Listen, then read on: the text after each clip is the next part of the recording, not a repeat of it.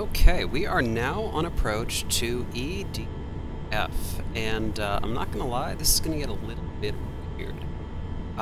Supposedly, what's going to happen is I am going to cross the WIB, sure, why not, VOR, then I'm going to try to get to the 115.5, let's get its name as VOR, the Charlie, boy, I hope that's real, VOR, then we're going to turn to heading 341 at 4,000 feet, and then take a left turn from there to intercept the runway 25 right ILS. We're going to see what's going to happen here. As you see, I have 115, actually I no longer have that, but 8 miles until I get to the WIB. So why don't I dial in 115, whoops, 115.5. Main problem is, as you see, I don't know what's going on with these VORs, so I'm not getting any sort of DME measurement at all for this. It's a little bit odd, I'm not going to lie. So, you know what, that's fine. I am going to bring the nose up a little bit, because I don't need to descend quite this quickly. As usual, I descended way too early, such is the joy of navigating yourself.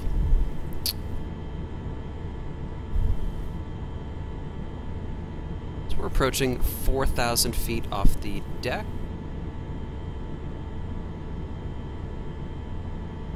And we're now at 6 miles away. I am just going to switch over to heading, and we are going to approach 115.5. You can see that we actually have Frankfurt Airport coming right up below us. Apparently 114.1 is a little bit to the west of the airport then. Probably not something you're really supposed to do in real life, but again, we are in FSX, so it's not as big of an issue. Okay.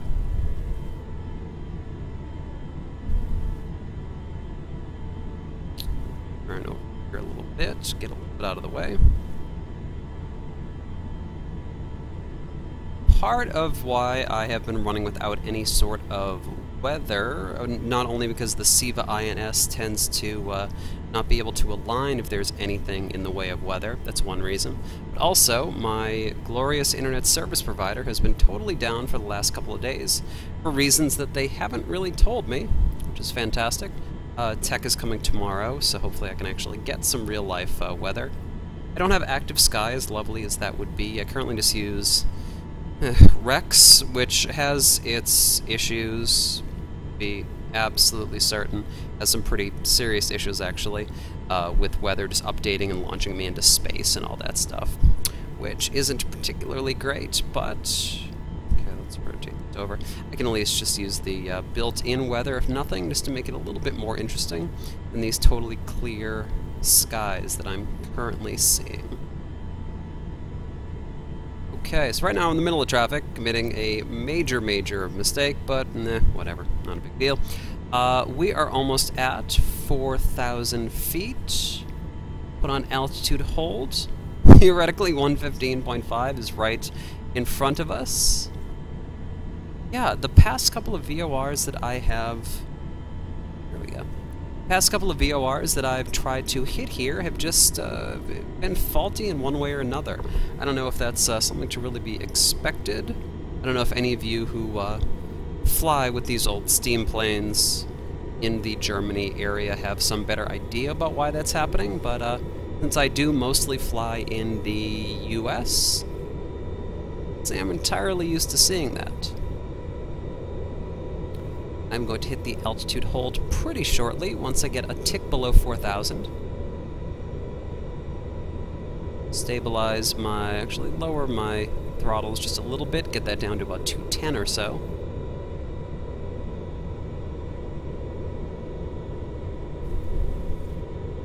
And 4,000. Okay. So passing that on the left. Boy, it looks like runway 36, which I was going to try for originally, is really not a good idea, because that is a pretty tiny runway. I don't think the 707 would do so hot on that. Nor was there any ILS, which as I'm learning this, I probably will want to continue using. Or my landings, at least until I get a little bit better at it. Of course, I have no idea where the 115.5 is. I will look for the... We even have an arrow about how far we are. Then we're going to swing over to 341, maintain 4,000, until we can hit the ILS. Guess we'll just look for the VOR to go all wonky.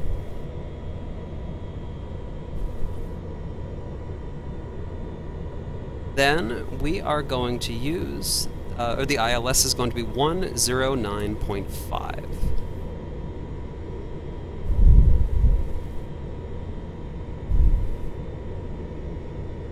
Okay, good. I am still not quite over it. You can just see here what should be the vertical arrow, saying that we are still heading to the VOR as opposed to past the VOR, settling into about 210 knots. In preparation for my approach, I will give it one hit of flaps, increase the throttle a little bit in order to maintain about 210.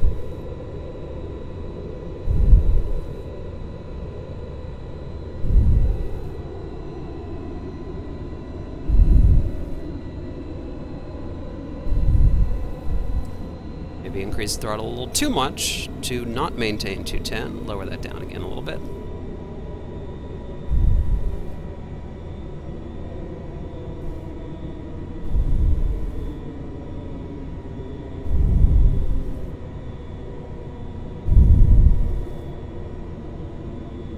VOR is starting to get a little bit squirrely, so I think we are getting awfully close. Sure do miss having a DME measurement. Does tend to make this process a little bit easier as opposed to guessing. Clearly took too much throttle off as we hit about 200.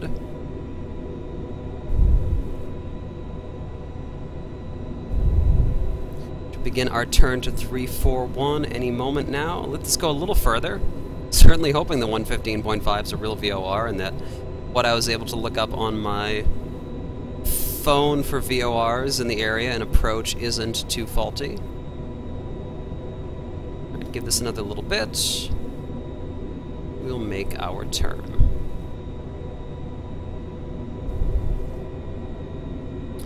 For the next... Okay. The next leg, we are going to be going to Munich after this. Another pretty short hop. In fact, as we get through Europe, series of couple of short hops, and we hit, you know, Beirut, and we'll go over to Karachi, which I believe is in Pakistan if memory serves, and eventually make our way over to Hong Kong, Tokyo, and over to Honolulu, Hawaii, before finishing up in San Francisco.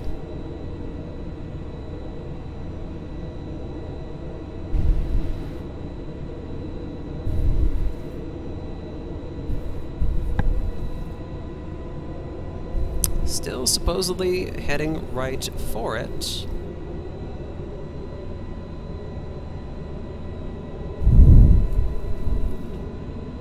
Let's use our magic FSX abilities to see if I can still even see the airport.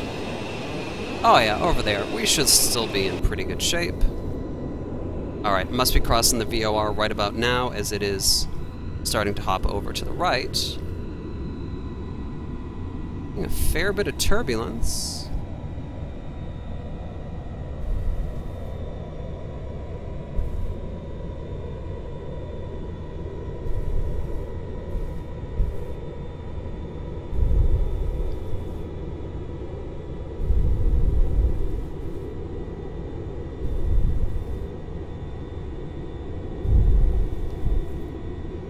Okay, well, while we're at it, I may as well dial in 251, what I have for runway 25 right. 251. And why don't I use this opportunity to turn onto, I guess, my base leg. I think I overdid it a little bit there. Let's say about 3. That should be just about 341. Okay, we have officially passed the 115.1. Get a second level of flaps, bring it down to about 180 knots or so.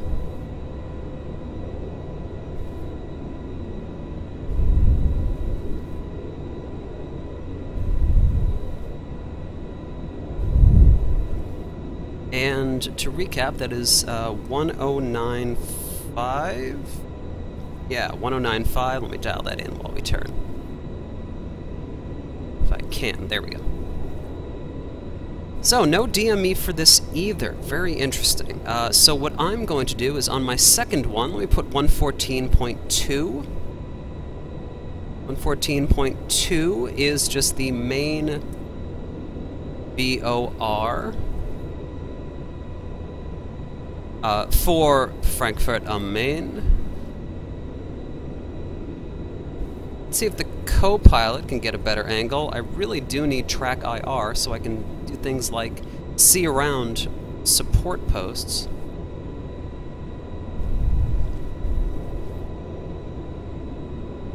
Okay.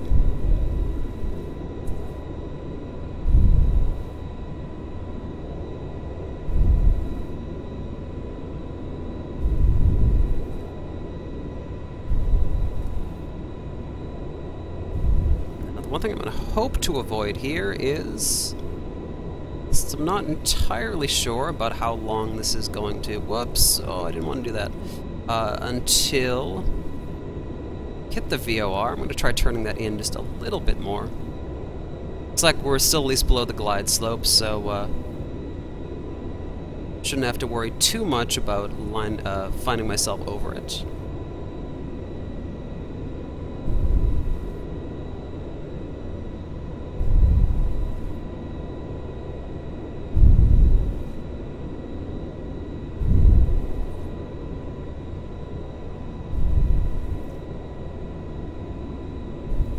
Guessing that grayish blob over there is probably the runway. I tell you, I am really looking forward to what I hope is going to be a newly updated version of FSX by Dovetail Games next year. Really think that could be a huge benefit, just because as much as I love FSX, if I have a quad-core computer and in order to run and record at a basically decent frame rate, the environment looks like this, I think we could probably do better than that in 2014. I know Dovetail is going for the Unreal 4 engine for the beautiful Unreal 4 engine for for Train Simulator. Guess we'll see if they're going to do basically the same for FSX, though I highly doubt it. Nothing else, just an updated version of FSX so we can still use all of this wonderful DLC would be perfectly fine by me.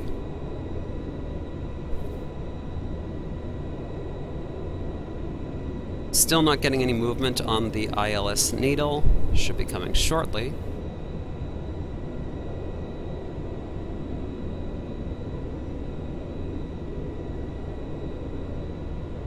And once that happens, I'm definitely going to swing this over to about 45 more degrees. Just about 300 or so.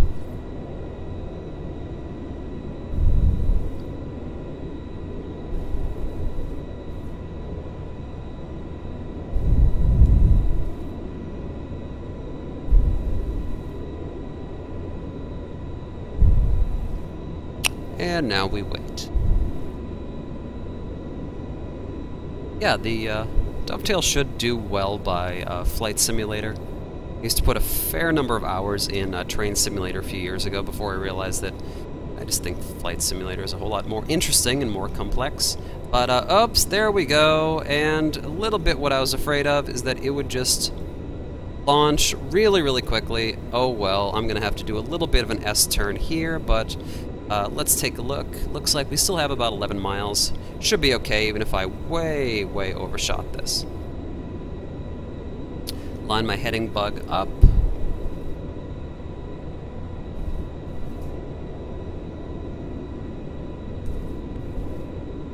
Start getting this buddy slowed down.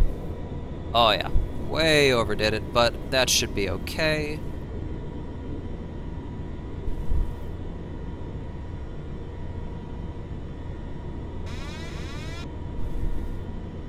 Drop the nose a little bit, killed the throttle. We still need another 3 of flaps. Gear is down, and we are a little bit below the glide slope. Bring that up just a little bit. Boy, I'm way too slow for this one. This is not going to be my greatest approach by any means. Okay, let's give that a little bit more heat.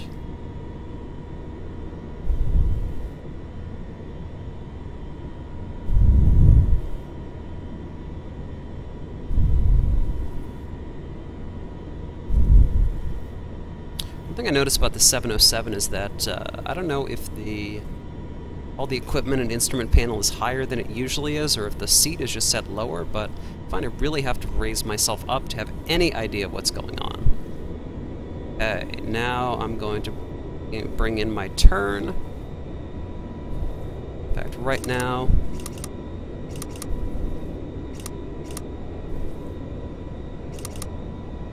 okay. We will get established on the localizer. Bring us over a little bit. And we're currently about 5 or so miles away. 6 or so miles away.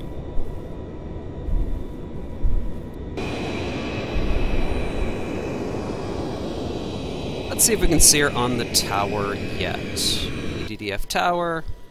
This is our magnet vision. Oh, beautiful. Okay, so we are all lined up.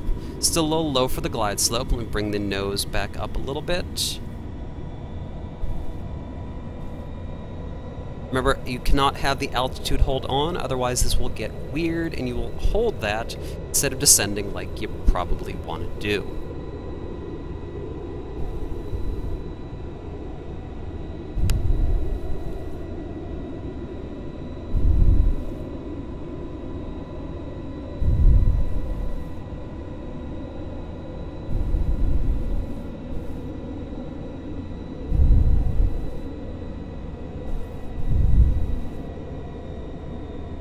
And that should be on the glide slope. Hopefully we will start to descend a little bit more.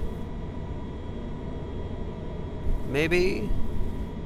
I've had a fair number of issues in capturing the glide slope in the 707. Not entirely sure why. Can't say I've really had them in the 3.7 or the 2.7, but that seems to be going okay now. We have landing lights on.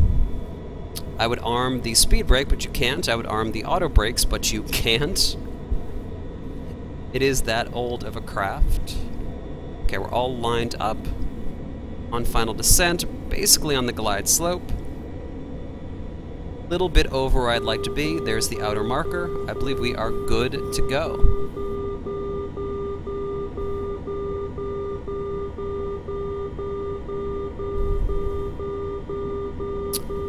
Boy, the auto marker sure is still beeping. There we go. I always found it funny in the 777 how when you really should be focusing on the final approach, there are about a half dozen ways for, even if you're in a pretty decent landing configuration, for the machine to just scream at you endlessly. Which makes the 777 pilot in India, I believe, who managed to descend 5,000 feet without noticing it, even more shocking a couple weeks ago. I don't know how you fly a 777 and have absolutely no idea that you've lost 5,000 feet of altitude during cruise, because the thing just screams at you constantly.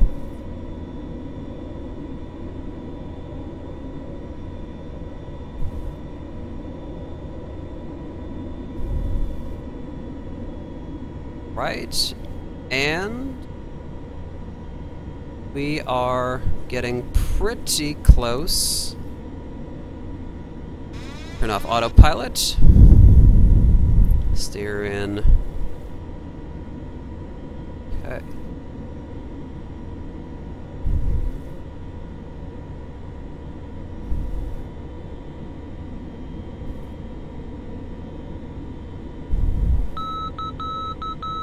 Middle marker. A little bit to the left to line us up. To the right to line us up. Man, I'm looking forward to actually getting some weather back in this. Alright, and let's kill the throttle, bring her in.